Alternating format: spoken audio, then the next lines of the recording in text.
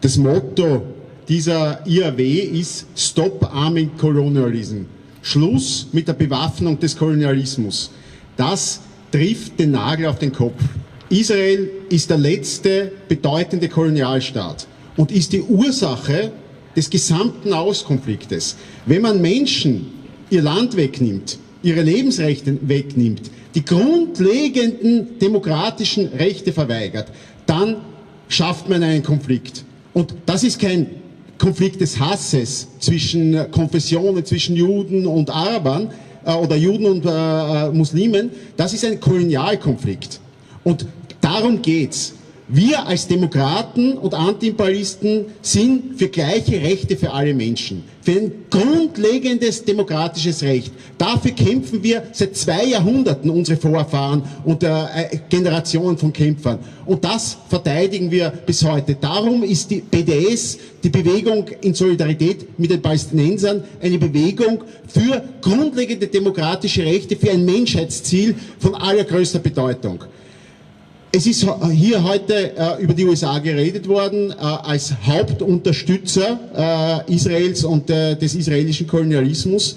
Wir sind aber in Österreich und wir haben eine ganz, ganz gefährliche Kampagne der österreichischen Regierung vor uns.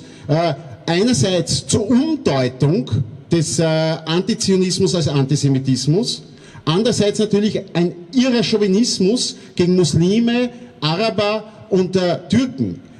Und das wird von Leuten geführt, deren Gründungsorganisation Liga der Antisemiten heißt. ÖVP war ursprünglich, die christlichen Sozialen waren ursprünglich die Liga der Antisemiten. Die 2 Hauptkräfte des historischen Antisemitismus sind die ÖVP und die FPÖ.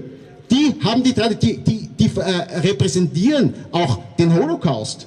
Diese Leute haben das alles organisiert, das sind die Nachfolger. Die ÖVP ist nicht einmal in der Lage, sich vom Dollfuß-Regime zu distanzieren. Das ist die Realität. Und diese Leute machen heute eine Hasskampagne gegen Muslime, gegen Araber und gegen Türken. Sobotka stellt sich im Fernsehen hin, hat einen Schreck, macht ein furchtbares Gesicht, er ist besorgt. Weil Araber und Türken angeblich Antisemiten wären. Die Frage hat gelautet, wenn es Israel nicht gäbe, gäbe es mehr Frieden im Nahen Osten? Natürlich ist es so. Wenn es Israel nicht gäbe, gäbe es dort Frieden. Das ist ganz einfach. Der Kolonialismus ist der Hauptgrund für den Krieg dort, für den Konflikt dort. Und diese Leute sagen das Richtige. Und jeder demokratische Mensch muss das auch sagen. Nur diese Leute an der Regierung, das sind Hetzer, Hassprediger. Das ist die Realität. Und gegen das demonstrieren wir heute. Dieser Versuch der Umdeutung des Antisemitismus, weil diese Leute sind Antisemiten.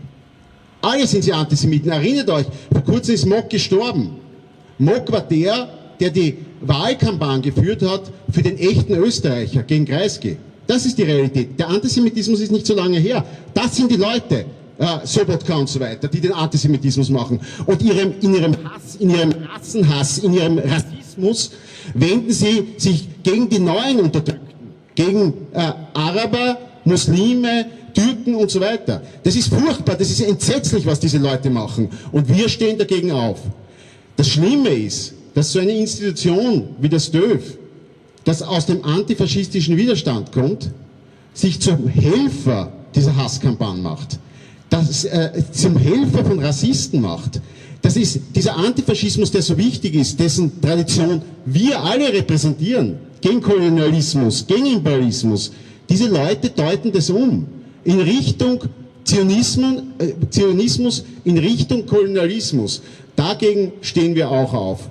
Und ich möchte abschließen damit, heute ist es soweit, dass nicht nur Solidarität mit Palästina als antisemitisch bezeichnet wird, sondern jeder Protest gegen das System ist tendenziell antisemitisch. Die Gelbwesten sind antisemitisch. Wer für soziale Rechte auf die Straße geht, ist antisemitisch. Corbyn ist angeblich antisemitisch.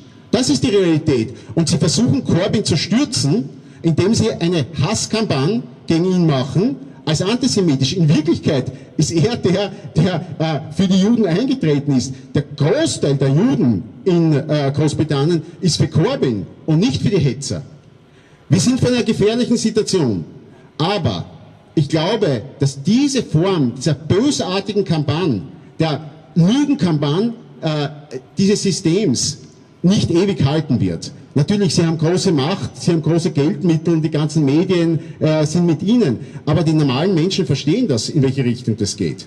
Und wir sehen es vor allem in England, dass sehr viele Leute, einfache Leute, die normalerweise mit dem Palästina-Konflikt nicht befasst wären, draufkommen, was da wirklich passiert, nachdenken darüber, warum Corbyn so angegriffen wird, warum diese Schmutzkübelkampagne gegen ihn geführt wird und zu aktiven Antizionisten werden.